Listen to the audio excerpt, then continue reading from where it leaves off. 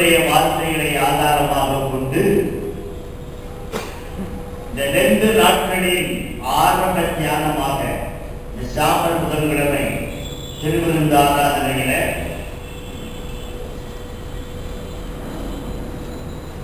பயனுள்ள சில உண்மைகளை நம்முடைய வாழ்வுக்கு பயனுள்ளவைகளாய் இருந்திட ஆவியானவர்தாமே அவைகளை நமக்கு விளக்கி கொடுப்பாராக.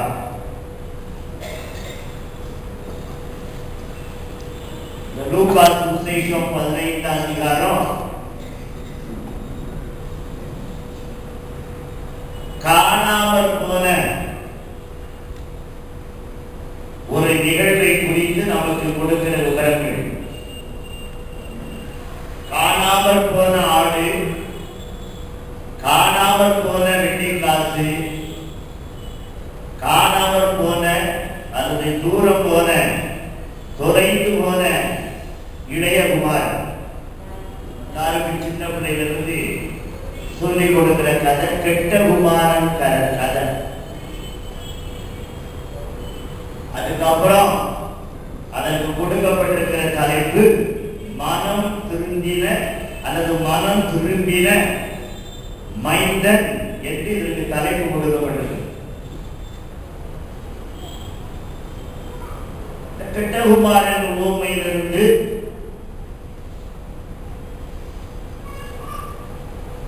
ரெண்டு நாட்களுக்கு பயனுள்ள வகையில எண்ணத்தை நாம் கண்டுகொள்ள முடியும், கற்றுக்கொள்ள முடியும்.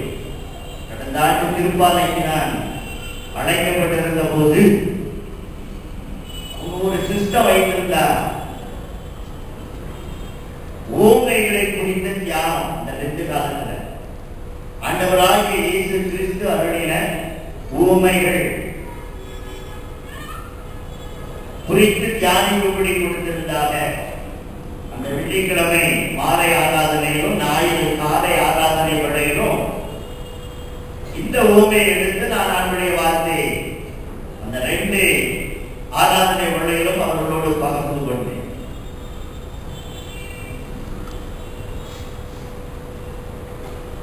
லெந்து நாட்கள், வசந்த காலம், துளிர்விடும் காலம். இந்த காலத்துல இந்த நாட்களிலே ஞாயிறு நீங்களாக 40 நாட்கள் நமக்கு கொடுக்கப்பட்டிருக்கிறது. இந்த ஓமை நம்ம எல்லாருக்கும் நன்றாய் தெரிந்த ஒரு பகுதி. நான் விளக்கி சொல்ல நான் அதற்குள்ள போக மாட்டேன், செய்யவும் மாட்டேன். சின்ன பிள்ளையிலிருந்து நம்ம கற்றுக்கொண்ட ஒரு ஓமை. ஆனா இந்த 2 நாட்களை கண்டு கடந்து போக இருக்கிற நம்முடைய ஜீவியத்தில் இளையவனது வாழ்விலே காணப்பட்ட 5 நேர்த்தியான குணங்கள், 5 நேர்த்தியான குணங்கள் அல்லது பண்புகள். அவனுக்கு புத்தி தெளிந்த போது, பவர் வேர்ஷன்ல இருக்கிற வார்த்தை, பொது மொழிபெயர்ப்பில் இருக்கிற திருக்குவிலிய அந்த வேதாகமத்தில் பயன்படுத்தப்பட்டிருக்கிற வார்த்தையை வாசிக்கிறேன். அவர் அறிவு தெளிந்தவரா, முதல் ஆங்கிலத்தில் really season, easy to read வெர்ஷன்ல பார்த்தீர்களேயானா ரியலைஸ் என்ற வார்த்தை பயன்படுத்தப்பட்டது.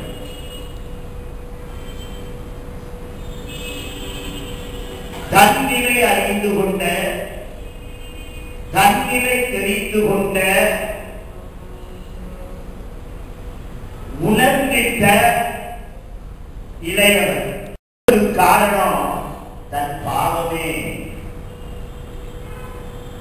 தகப்பனே, பணத்துக்கு விரோதமாகவும் உமக்கு முன்பாகவும் பாவம் செய்தேன்.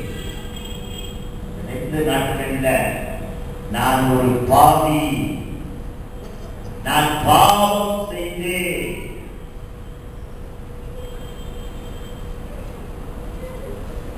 பேதுரு சொல்றான் லூக்கா சுவிசேஷம் 5ஆம் அதிகாரத்துல, தெய்வ பிரசன்னத்தால் உணர்ந்த போது, தெய்வ பிரசன்னத்திலே அவன் நின்ற போது சொல்கிறான், நான் பாவியான மனுஷன், நீர் என்னை விட்டு போக வேண்டும். 2 பேர் ஜெபம் பண்றதுக்கு ஆலயத்துக்கு போனாங்க. ஒருத்தன் சொல்றான், தேவனே பாவியாகிய என்று தேவ கிருபைக்காக, தேவ இரக்கத்திற்காக மன்றாடி ஜெபிக்கும்படி கொடுக்கப்பட்டிருக்கிற காலம். நான் ஒரு பாவி, உடைய சமூகத்தில், உடைய பிரசனத்தில் நான் வருவதற்கு அருகதையற்றவன். நான் பாவம் செய்தேன்.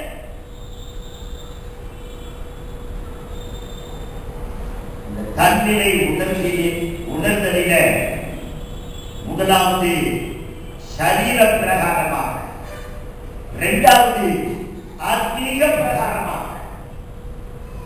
அவன் தன்னிலை உணர்த்திட்டான்.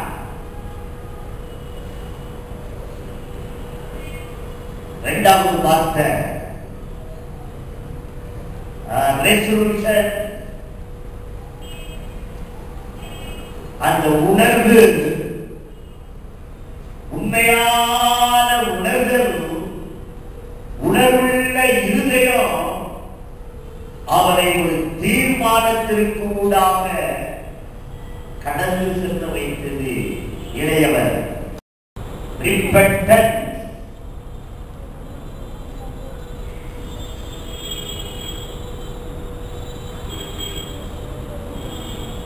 உணர்வு, தீர்மானம், திரும்புதல், மனம் திரும்புதல்.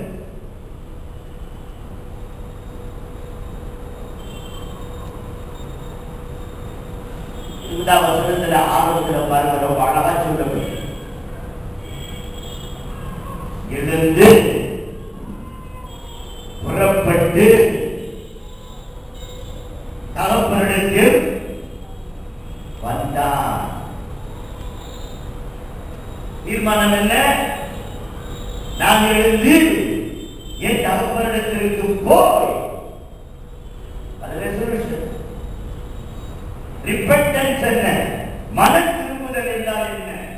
நான் எழுந்து, அவன் எழுந்து புறப்பட்டு தன் தகப்பனிடத்தில் வந்தான். ரெகன்சிலியேஷன், ஒரு ஒப்புரவாகுதலுக்கு கூடாக அவனை நடத்தி சரியான ஒரு கிருபை, தேவ கிருபையை பெற்றுக் கொண்டது. ரெகன்சிலியேஷன் பாருங்க. எழுந்து புறப்பட்டு தன் தகப்பனிடத்தில் வந்தான். அவன் தூரத்தில் வரும்போதே அவருடைய தகப்பன் அவனை கண்டு மனதுருகி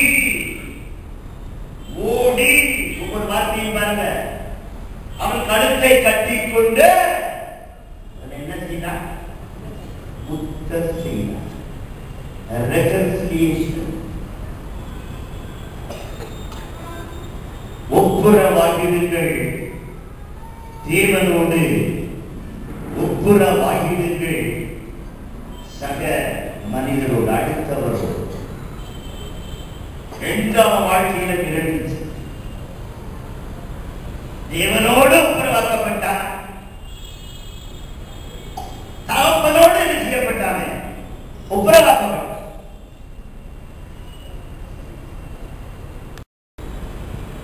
Rejoicing, realization, resolution, repentance, reconciliation, rejoicing.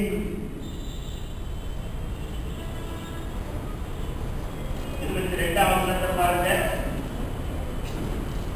அப்புறம் தகப்பன் தன்னுடைய பள்ளத்தாக்கை நோக்கி நீங்கள் உயர்ந்த வஸ்திரத்தை கொண்டு வந்து இவர்களுக்கு கொடுத்து இவன் கைக்கு மோதிரத்தையும் கால்களுக்கு பாதரட்சைகளையும் போடுங்கள். கொடுத்த கன்றை கொண்டு வந்து அடியுங்கள். இதுக்கு இந்த அவசரம் கடைசியில பாருங்க, நம்ம எப்படி இருக்கணும்? நான் புசித்து எப்படி இருக்கணும்? சந்தோஷமாக இருக்கும். புசிப்பும் குடிப்பும் தேவனுடைய ராஜ்யம் அந்த இந்த சந்தோஷம் கொடுத்த கன்று ஞான அர்த்தம் உள்ளது.